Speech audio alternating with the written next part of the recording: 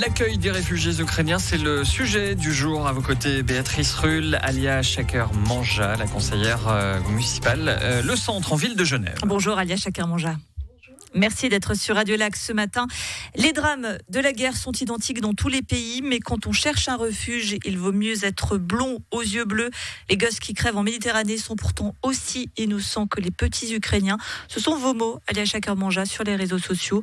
Des mots extrêmement forts.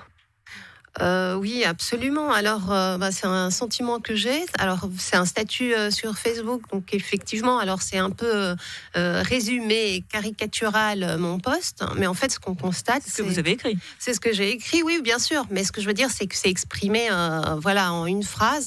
Et en fait, ce que je veux dire, c'est que c'est quand même malheureux de constater que des efforts peuvent être faits, une meilleure politique d'accueil peut être faite en général pour les réfugiés, et puis que ça a paru toujours impossible jusqu'à ce jour, et on voit que là, les situations se débloquent, et il y a une solidarité aussi au niveau politique pour l'accueil des Ukrainiens qui n'existait pas pour d'autres réfugiés. Mais pour de la chance, clairement, vous dites qu'on a une attitude raciste.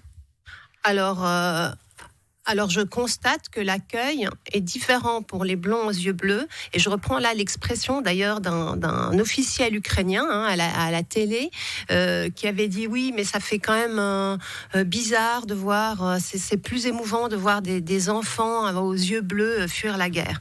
Donc voilà, je ne sais pas si vous qualifiez ça de racisme ou pas. En tout cas, vous mettez en parallèle les deux choses. Donc oui, parce que c'est factuel. Je veux dire, on ne va pas nier que d'un côté, il y a des réfugiés qui sont d'origine arabe ou syrienne. Donc, en tout cas, dans les dernières années, par exemple, c'est les réfugiés syriens.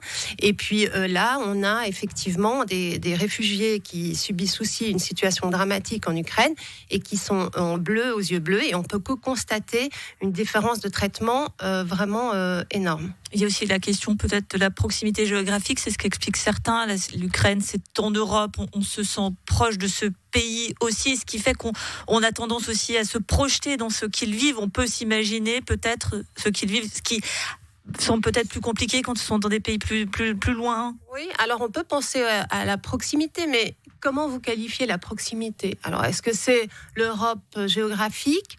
Est-ce que vous ne vous sentez pas proche, par exemple, du bassin méditerranéen ? En Méditerranée, vous avez des milliers d'enfants, de familles, d'hommes qui meurent chaque année.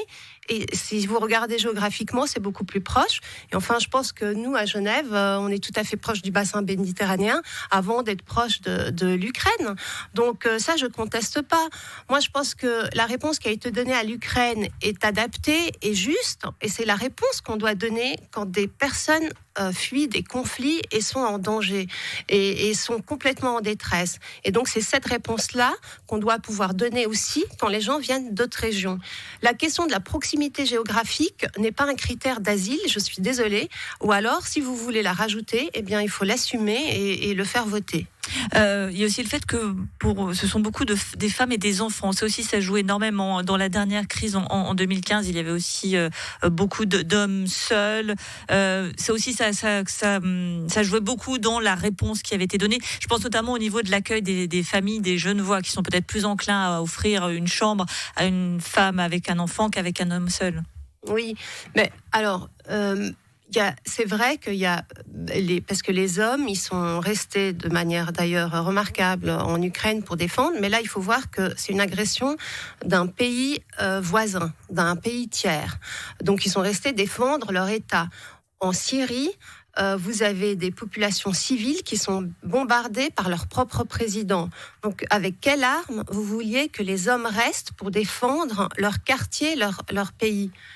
Franchement, c'est pas une critique de l'attitude des gens. Non, mais ce que je veux dire, c'est que la situation aussi dans ces États, elle est différente. Donc, on peut pas opposer et personne ne peut dire mais vous méritez pas, vous devriez rester défendre votre pays. Voilà, la situation, elle était très différente aussi d'un point de vue conflit. Et puis, quels sont les moyens à disposition, les armes dans les autres pays quand ils fuient des persécutions ? Eh bien, ça, c'est des choses qui rentrent pas en matière de droit d'asile. Un mot tout de même sur ce formidable élan de solidarité, ce qui est quand même exceptionnel, que ce soit à tous les niveaux, hein, Génial, la ouais. Confédération du canton, de la population, les dons qui sont faits, c'est quand même quelque chose d'exceptionnel, de remarquable qu'on n'a presque jamais vu. Oui. Alors, à ma connaissance, effectivement, on n'a jamais vu. Je trouve que ça fait chaud au cœur. Et je trouve que cette mobilisation, évidemment, est nécessaire compte tenu du nombre de réfugiés qui est aussi énorme. Et puis, ce conflit qui est complètement soudain aux portes enfin, pas de la Suisse, mais enfin, Quasiment. quasiment, je dirais. 2 heures Voilà. de vol d'avion. Et ça vraiment, ça veut dire aussi qu'on peut avoir une politique d'asile différente, qu'on peut avoir une solidarité et c'est vers ça encore on doit se diriger. Merci beaucoup Alia Chaker-Manja, conseillère municipale, le centre en ville de Genève. On a bien compris qu'il n'est pas question d'opposer les solidarités, mais bien d'en faire une unanime. Merci à vous d'avoir été sur Radio Lac ce matin.